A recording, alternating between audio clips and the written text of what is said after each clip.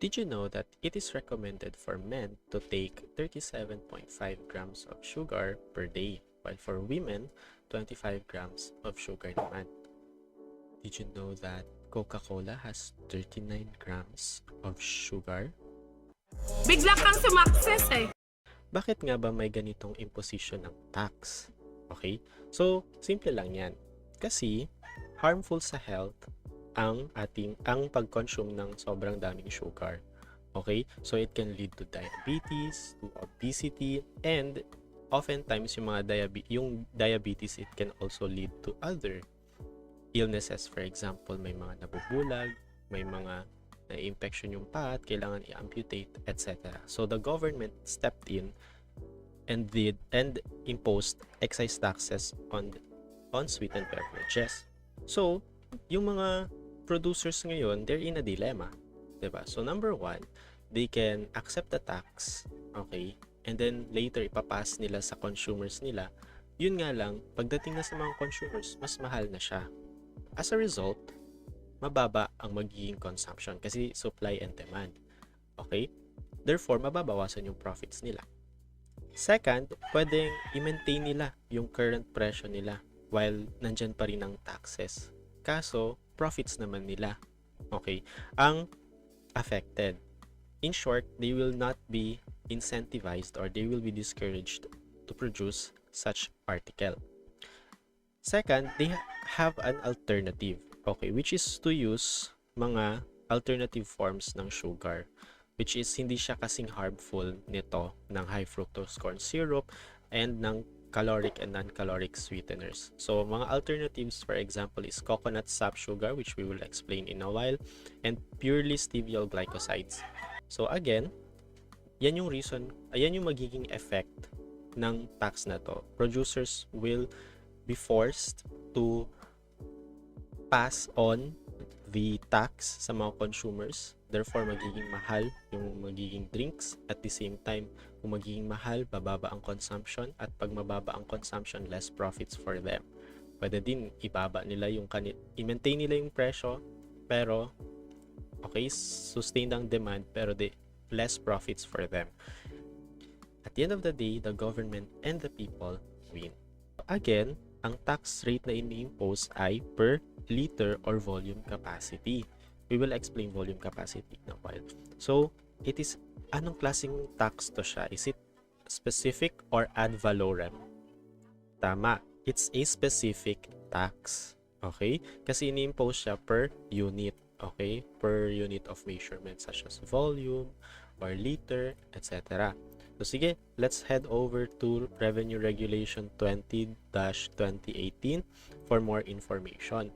So sige, ano nga ba ang mako-consider na sweetened beverages? Okay, so it refers to non-alcoholic beverages kasi kung alcoholic siya, then itatax siya as alcoholic beverage. Okay? Of any constitution, so pwedeng liquid, pwedeng powder, pwedeng concentrates, that are pre-packaged and sealed in accordance with the FDA standards that contain caloric and or non-caloric sweeteners added by the manufacturers. And shall include, okay, so ito na yung mga specifics, no? So we have sweetened juice drinks. So for example, mga Minute Maid, okay, sweetened tea. For example, C2. All carbonated beverages. So for example, yung may bula-bula. So example, Coke, Royal, Sprite, Mountain Dew, Pepsi. Flavored water, for example, Blue. Energy and sports drinks, for example, yung Gatorade. Other powdered drinks not classified as milk, juice, tea, and coffee. So for example, Extra Juice, okay?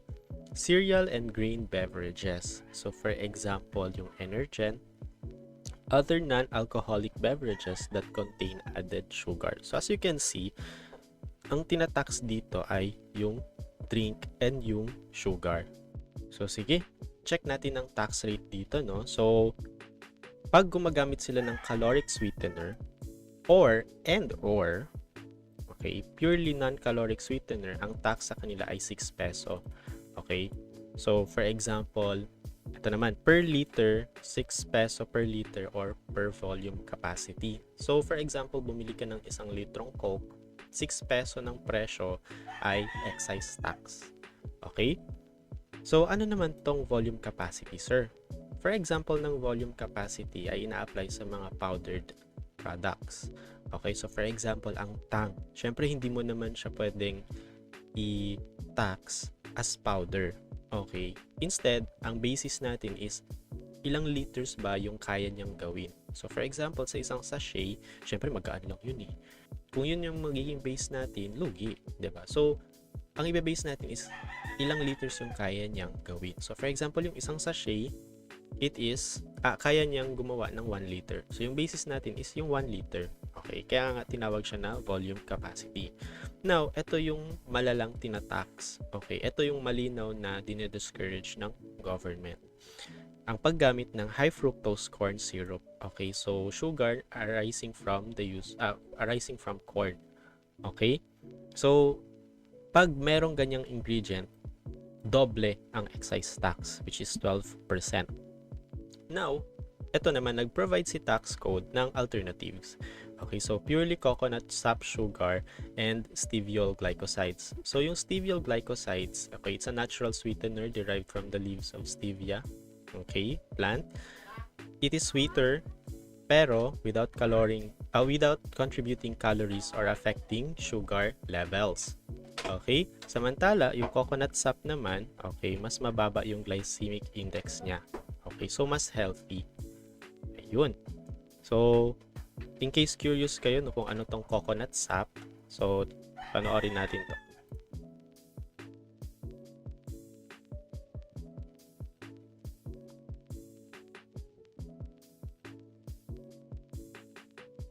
So as you can see, puso ng niyog, similar sa puso ng saging. Okay, yung flower ng tree. Okay, yung first impression ko kasi coconut sap, ay okay. Yun yung liquid sa loob ng niyog. So mali pala ako. Yun yung liquid galing sa flower ng niyog. Niyog ng puno ng coconut. Okay? So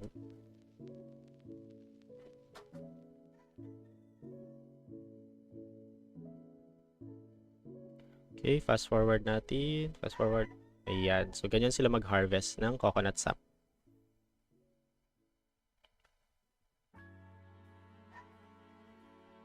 Okay. Ayun.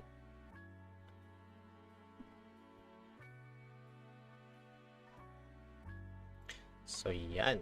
So, yun yung coconut sap, guys. Okay, tapos pinaprocess nila yan at ginagawang sugar. So, it's a healthier alternative sa high fructose corn syrup. At the same time, it promotes yung local agriculture natin. Next, punta naman tayo sa mga hindi pinapatawan ng excise tax. So, ang mga sumusunod ay hindi pinapatawan ng excise tax. So, okay. Example, all milk products. So, like Nido, ano pa ba? Birch Tree, Bear Brand, okay. Okay, ano pa ba? Mga evap, condensed, etc. So, including plain milk, infant formula milk. So, for example, milk para sa mga infant, mga non-kid, ata yun, naalala ko. Follow on milk, growing up milk, powdered milk, ready to drink milk, flavored milk, and fermented milk. So, if milk siya, kahit na meron siyang sugar, kahit na gumamit pa siya ng high fructose corn syrup, okay, as sugar, so exempt siya dito sa excise tax imposed on sweetened beverages. Okay? Next, ito naman, milk powders and cream powder. So, basta milk siya, okay, hindi siya subject sa excise tax imposed on sweetened beverages. Fermented milk, evaporated milk, okay, skimmed milk, etc. So, yung common denominator talaga nitong lahat, okay, ay mga gatas. So, hindi pwede. Soy milk, flavored soy milk, okay, for example, yung Vita Soy. So, since milk, considered siyang milk, no? Okay, exempt din yun. Okay? Pero dapat walang fermentation process. Next, 100% natural fruit juices. So for example, if yung juice is squeezed talaga galing sa fruit and walang dinagdag na sugar, okay, then exempt din yun. Okay. 100% natural vegetable juices. Same lang din ng logic dito sa natural fruit juices. Okay, meat replacement or medically indicated beverages. Yung mga, for example, let's say may mga taong dahil sa let's say surgery, okay, hindi sila makakain ng mga, the usual food, and eto, meal replacement or medically indicated beverages. So sinasaksak na lang directly sa kanilang lalamunan, okay, for some reason. For example, sa surgery. So yun, kung may sugar yun, hindi siya ipapatawan ng excise tax. So ground coffee, for example, Nescafe Pure, okay, yung puro instant soluble coffee, and pre-packaged powdered coffee products. So for example, mga Kopiko, okay, hindi rin siya pinapatawan ng excise tax. Let's start answering the problem. Pause the video and try to answer this problem on your own. Sige, let's start. So, tulungan daw natin na i-compute yung excise tax due ni PQR Corporation. So, sige, let's start. Now, first, 100 cases of Cola Molangnyud that uses high fructose corn syrup. Each case contains 6 bottles of 1.5 liters each. Sige, ano yung magiging tax? Ay yung basis ng tax natin. So, since gumamit siya ng high fructose corn syrup or HFCS, okay, ang basis natin ay 12 peso per liter or volume capacity. Okay? So, sige. Ngayon, next question is, ilang liters ba ang nagawa ng company? Okay? So, we have nakagawa sila ng 100 cases, okay, times each case contains 6 bottles, times, okay, each bottle is 1.5 liters each. Okay, so sige, compute na natin. Wala naman tayong na-miss, no? Okay, 12 peso times 100 cases times 6 bottles times 1.5. So, ang excise tax due, bago yan ilabas sa factory, ay 10,800 pesos. Next, dito naman tayo sa second item. 50 boxes of Neste powdered juice that uses caloric sweeteners. Okay, so ano yung magiging tax natin pag hindi naman gumamit ng high fructose corn syrup? Tama, hindi naman siya gumamit ng high fructose corn syrup. Ito, 6 peso per liter or volume capacity. Each case contains 144 packs of 25 grams each. So, isang packet is 25 grams. Next, each pack can make 1 liter of juice. So, again, lagay natin dito, no? Okay, so 6 peso per liter or volume capacity. Now, ilan yung volume or liter capacity? Okay, so nakagawa daw sila ng 50 boxes.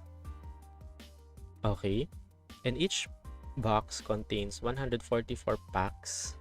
Okay, and ano yung magiging basis natin? Yung grams or yung liter? Okay, yung liter. Again, yung magiging basis natin ay ilang liters yung kayang gawin ng isang article or ng isang product. So in this case, each pack can make 1 liter of juice. 1 liter. Okay? Sige, compute na natin. That is 6 times 50 times 144 times 1. Ayun. So that's 43,200. Next, ito naman, 100 boxes of Beech 3. Milk yan siya, guys. Each box contains 30 packs of 1 kilogram milk. Each pack can make 50 glasses of 12-ounce milk. The product uses coconut sap sugar.